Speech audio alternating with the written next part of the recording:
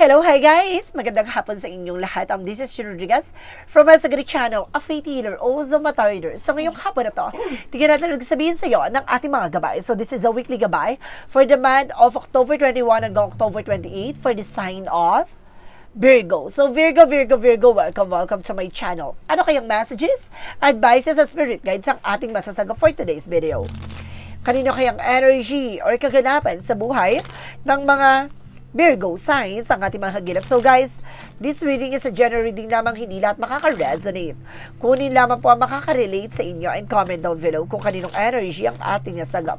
And of course, don't forget to like and subscribe my channel and hit notification bell for more videos update. And of course, maraming salamat po sa mga walang sawang pagsuporta sa aking channel, lalo-lalo na ang hindi nag-i-skip ng ads, naway pagpalain kayo ng Diyos at may kapal, siksik, liglig, nag-uumapaw na biyayang manang-balik sa inyo. So let's see guys, what is the messages, advice sa'yo ng ating angel spirit for the sign of Virgo. So let's see and watch this.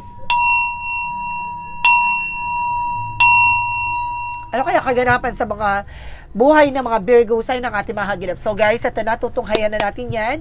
Angel spirit, please give information po. The Five of Wands. So this is something of complications, no? Mayroong nagbigay ng komplikasyon, tension sa eksena na to. May mga bagay or situation dito na parang hindi mo maintindihan. And this is the lovers, no? Connected with your love life. And this is the Queen of Cups by healing. So, unti-unti nang hihilom ang iyong mga worries, emosyon, no? Maaaring kumbaga, this is the Queen of Pentacles with something emotional, matured, no? With a female energy, no? Maaaring sinusuportahan ka ng iyong asawa, no? Sa likod ng mga pinagdadaanan nyo. This is the King of Pentacles with the security and practicality. Maging practical ka pagdating sa business, sa negosyo, hanap buhay. And this is a secret provider, no? Maaaring ikaw yung nagpo-provide with your families. And this is the Six of Wands for a victory is yours, no? May mga bagay na mapagtatagumpayan mo. Kailangan mo lang itaas ang bandera mo or kailangan mo lang kumaga maniwala sa kakayanan at kaalaman mo at yung katotohanan. This is a Knight of Pentacles with the security, and because this is something slow and steady, no? Mabagal man ang sitwasyon, mabagal man ang eksena na nangyayari sa inyo, but definitely kumaga magtutuloy-tuloy pa rin daw yan. There is a Five of Wands, represent what? Represent the judgment for a week of color, inner calling. Now, this is something to pay attention, no? Kumbaga, parang pinapaalalahanan ka dito na mag-iingat ka. This is something and information with the complications, no? This is the lovers. Now, represent the full card for a leap of faith. Now, parang pinapakita dito na magtiwala ka sa process of progress. There is something in new beginning pagdating sa inyo dalawa ng inyong person. And there's a devil energy. See? There is something of black magic involved, or either this is of toxicities or negative situations. No, don't you worry, there's something flow, dadaloy din yan. This is something in support with the angel spirit. And this is the Five of Cups by regret or disappointment, no? Kumbaga may mga pagkakataon dito na napanghihinaan ka ng loob. Or sinasabi dito na parang naapektuhan pati yung business mo dahil din sa mga pangyayari. Or sa negosyo, hanap buhay mo. There's a Knight of Swords with success driven. No? May mga bagay dito na magsasuccess ka. At the end of that time, dapat alam mo sa sarili mo yung grounds mo. Hindi ka dapat nagpapa-apekto. This is something that Seven of Wands protections. No? Protection na mo yung sarili mo, or you need the protections na maaaring magbigay sa iyo ng kalakasan, no? Para maprotection na yung sarili mo. And of course, this is something set boundaries. The Five of Wands are because of judgment, represent the Page of Pentacles for something investment. No, may mga bagay na kumbaga meron dito investment, no, about sa business, negosyo, hanap buhay, and stay on your ground. Na manifestation. Now, let's see what is the lovers and the full card. Represent the King of Wands of something vision. Unti-unti mo na masisilayan at makikita na itong lahat ng mga bagay na to ay may ibig sabihin. This is a bigger picture of yourself. Kumbaga, unti-unti mo makikita na magiging posibilidad. What is the Queen of Pentacles and the Devil card? This is the Hermit card. So, ibig sabihin dito, it's all about spiritual awakening. Na parang or spiritual journey. Talaga pagdadaanan mo to. No? For something Kumbaga, for something, maturity, for emotions, for, kumbaga, para hindi ka kagad naapektuhan ka. Kaya mo ito pinagdadaanan para maging malakas ka. No, para maging matibay ka sa lahat ng mga bagay o akusasyon against sa'yo. So, let's see what is the King of Pentacles and the Five of Cups. So, this is the Four of Pentacles with the saving money, protect your power, protect your energy. No, kailangan protection naman yung sarili mo. No, there's something insecurity. May insecure talaga sa'yo dito, may inggit sa'yo. So, let's see what is the Six of Wands and the Nine of Swords. Represent dito with the Tombs, so with the decision that you need to make. Kailangan mo magdesisyon na dito, no? Na kailangan na, kumbaga, lumayo or magpakalayo-layo or kumbaga, umalis din sa situations, no? Huwag patulan tong eksena na to dahil wala naman nagtatagumpay sa mga taong, kumbaga, pumapatol sa mga wala namang ano tawag dito, wala namang fact or, kumbaga, wala namang sinabi, no? Parang, ano siya eh, parang mga paninira, no? Parang gano'n. This is the Nine of Pentacles and because that's Seven of Wands. Represent the Eight of Swords. There's a lot of toxicities, no? Around you. There's a lot of negativities around you. Toxicities. Okay, thank you. Oh my God, this is something powerless. Para ka nawawala ng ano, parang, di ba, napanghihinaan ka ng loob talaga. Kailangan mo yung pakawalan. What is the outcome? Ang pinaka-outcome is the Nine of Wands, perseverance, no? Pagtiyagaan mo lang yan, no? Kumbaga, magtatagumpay ka rin dyan. And don't you worry, I told you, so this is justice will be served. Now, may karma to. Now, may kaakibat to ng hustisya. This is something universal law. No? Kung ano man yung mga bagay na nagkaroon ng cause and effect sa'yo, this is something bounce back. No? At maaaring kumbaga, ibalik yan sa kanila ng kung ano yung mga bagay na naranasan mo. And there's a Nine of Cups with a wish fulfillment. So, may bagay na may isa sa katuparan na. May mga bagay na maaaring ang magbigay, no, ng kasagutan sa lahat ng katanungan mo. And there's a Death card. This is the ending and yung beginning. Tatapusin na to. Maaaring matapos na. Additional messages pagdating sa career and finances. There's the Emperor. Just be mature and happy being grounded. And of course, the Emperor is God. Is in charge, no? Pinapangalagaan ka ng ating mga gabay. At the same time, this is a magician for manifestations. May mga bagay na unti-unti ka na manifest. May mga bagay na unti-unti ka na may isa sa katuparan.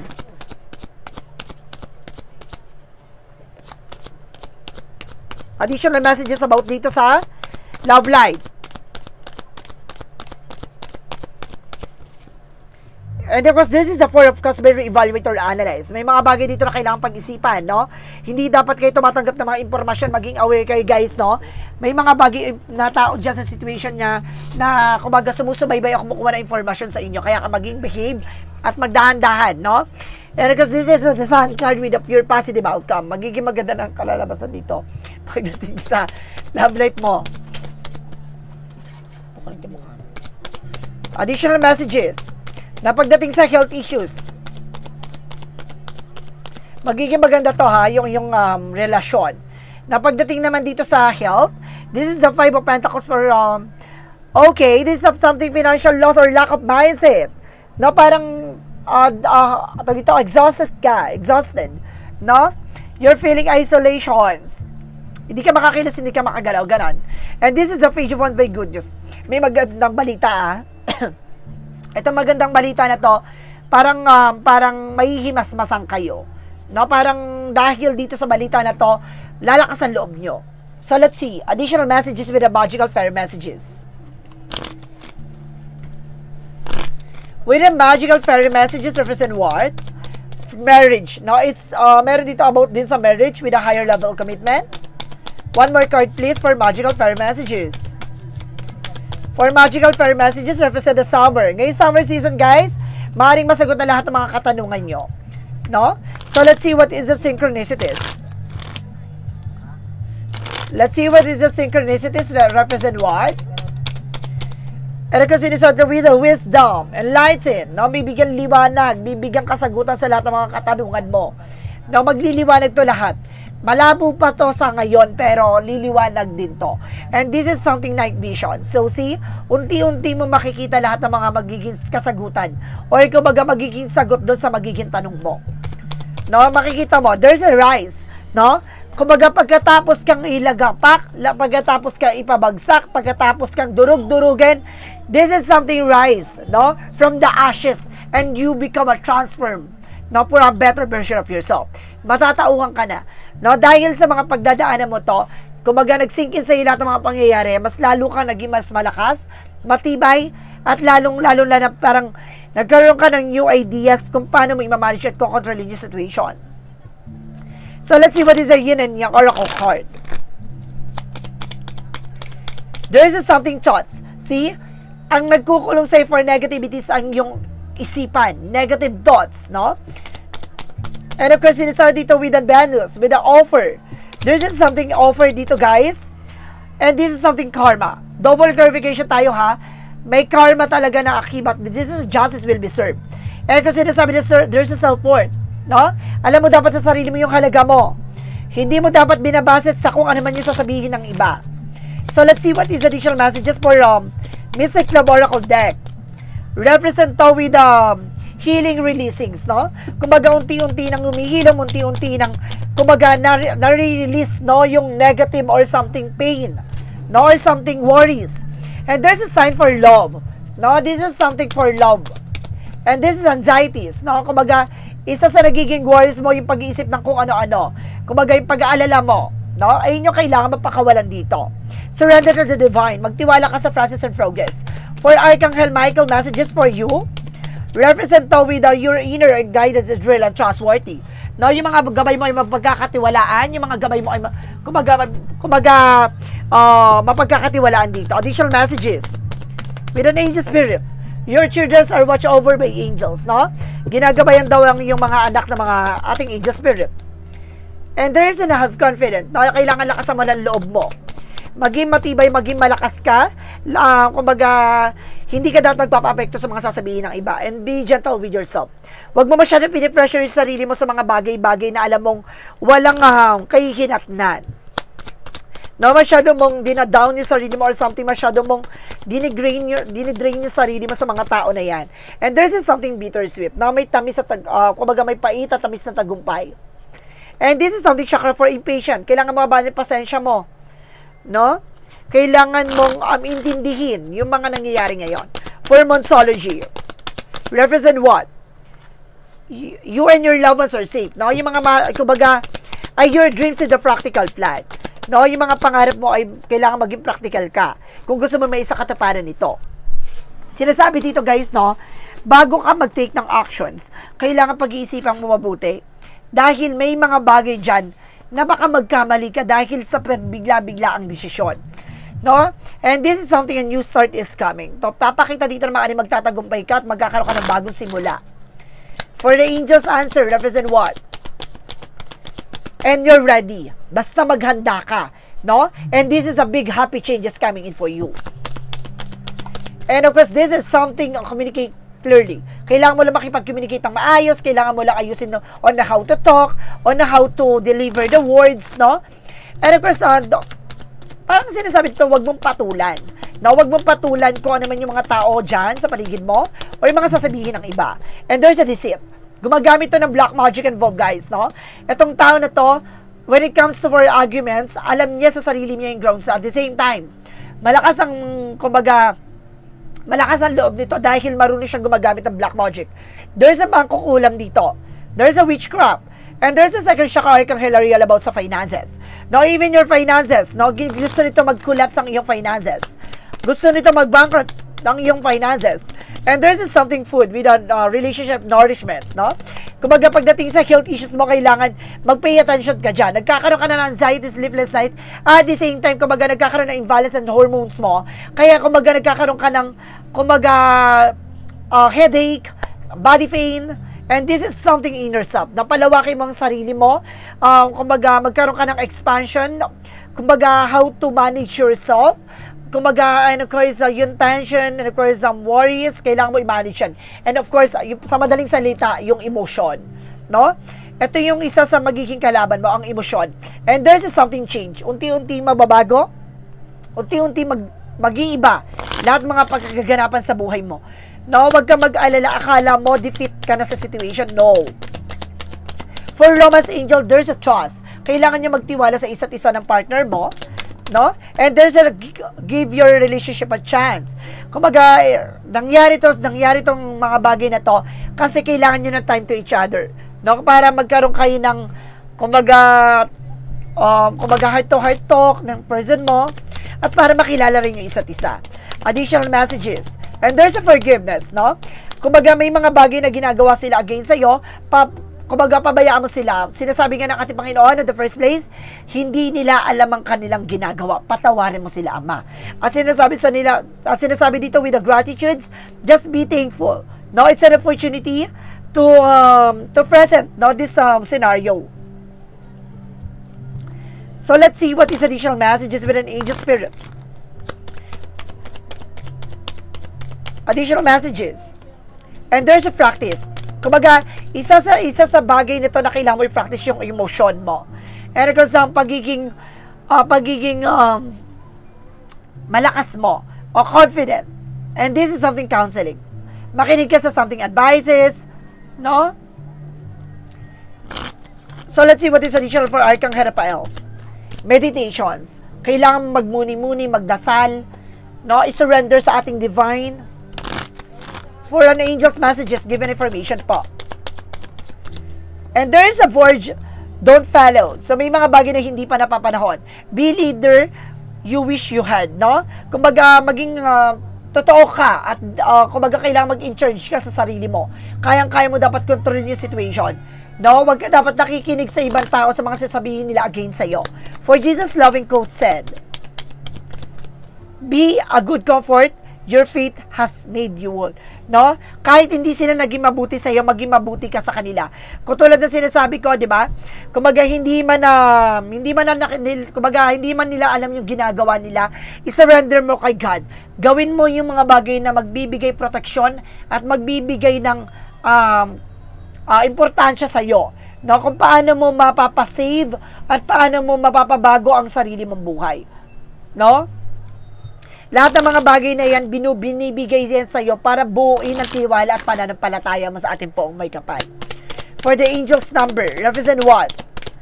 Represent with the 1919 for a cycle. No, ang pag-iikot nitong kapalaran na to ay isang uri ng pag-ikot na parang isang karma. No, mag-ingat ka. Dahil lahat ng mga bagay na to na ginagawa sa iyo or against sa iyo, lahat ng mga bagay na yan ay may kaakibat na karma. What goes around comes around. Huwag kang mag-alala, no? Kung napanghihinaan ka na, kumbaga, feeling mo, kumbaga, hinihila ka or parang dinidegrade ka pababa, no? Kumbaga, huwag kang mag-alala. Sinasabi dito, karma will be paying you a visit release that need to control because you can not force things. Learn your lessons so that they don't repeat in the near future.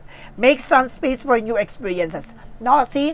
Kung ayaw mo maiikot ulit yung panibagong, ay yung mga nangyari sa from the past, kumbaga dapat matuto ka sa mga dapat na pinagdaanan mo. Sa mga bagay na naging aral or nagsilbing aral sa'yo. Ibig sabihin, huwag ka masyadong tiwala, no? Kumbaga sa mga tao sa paligid mo. Kailangan i-controlin mo pa rin yung sarili mo sa mga ganong tao. Kasi kung sino pa yung malalapit sa'yo, kung sino pa yung lubos na pinagkatiwalaan mo, siya pa mismo ang tutuklaw sa'yo. And messages of life represent my creative power. I recognize that the creative power of my thoughts, I know that I can use them to build or to destroy. Today, I choose to use my thoughts to create a universe filled with a joy and a harmony. I will maintain a positive attitude.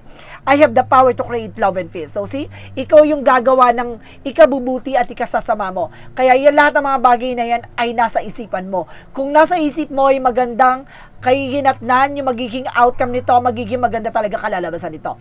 Kung negative ka, negative ang outcome. So, it means being optimistic always, no? Huwag kang hatak or huwag kang mag-iisip ng negativities. Lalo-lalo na ang pag-iisip ng mga kung ano-anong bagay. Dahil yan ang magpapatalo sa'yo. So, kung mag-surrender mo, gawin mo, protection at palagaan mo sarili mo, at i-clarify mo lahat ng mga bagay na alam mong katotohanan, no? At alam mo sa sarili mo na wala kang tinatapakan tao at wala kang pagkakamali na ginawa or maaaring kumbaga linisin mo yung sarili mo sa mga linisin mo yung sarili mo sa mga taong hindi mo pa magkakatiwalaan. Ibig sabihin, limitahan mo yung sarili mo sa mga taong kumbaga pinagkatiwalaan mo ng lubos, no? Kumbaga ngayon, This is the something na purification na parang lilinisin mo ang lahat ng nasa hanay mo. No? So guys, this is something weekly gabay for the month of October 21 hanggang October 28 for the sign of Virgo. So Virgo, maraming salamat for this wonderful reading. So once again, this reading is a general reading lamang, hindi lahat makaka-resonate. Kung hindi lamang pa makaka-relate sa inyo, and comment down below kung kaninong energy ang ating nasagap. Because don't forget to like and subscribe my channel and hit notification bell for more videos update. Kasi maraming salamat po sa mga walang sawang pag-support sa aking channel.